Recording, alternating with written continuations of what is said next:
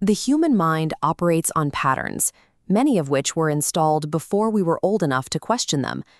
These inherited patterns, the survival scripts and dogmas of our family and society, often act like rusted gears forced into a modern machine.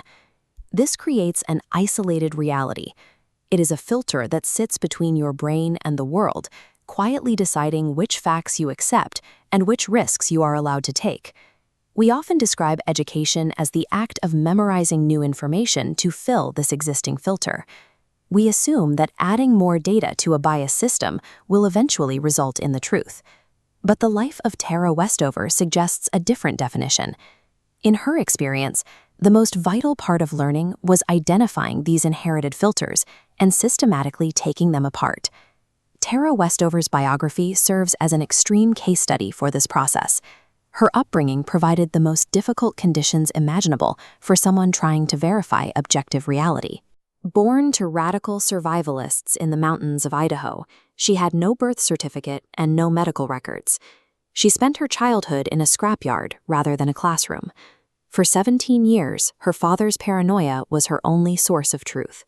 He taught her that the government was a conspiracy and that hospitals were a trap, and because she had no other data, she believed him.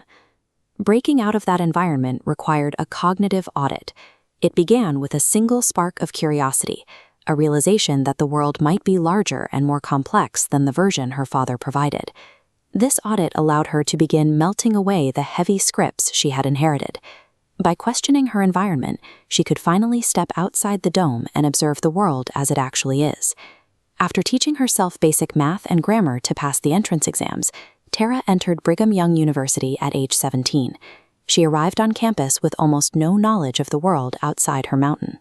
She was intellectually unequipped for the most basic societal conversations. During a history lecture, she raised her hand and asked a question that stopped the class. What is the Holocaust? Her father's isolated reality was so complete that it had erased the most significant events of the 20th century. She was looking at a massive global reality for the very first time. The professor and her classmates assumed she was making a heartless joke. She was met with silence and immediate social judgment for her ignorance. This is the entry fee for high-level knowledge. To become a master operator, you have to be willing to look clunky and uninformed while you reconcile your personal history with global data. As Tara's education progressed, she found that objective history and psychology directly contradicted her family's radical narratives. This created an intense internal friction. When she confronted her parents about the physical violence she had experienced at home, they refused to acknowledge it. They claimed her memories were false, fueled by a spiritual corruption. This forced a memory separation. She had to choose between the erratic claims of her family and her own verified data. To maintain her sanity, she severed the link to her family's narrative, choosing to trust the evidence of her own life. This decoupling is often the hardest part of the process. It requires the discipline to prioritize objective reality over the approval of the people who raised you. Tara didn't just survive this separation.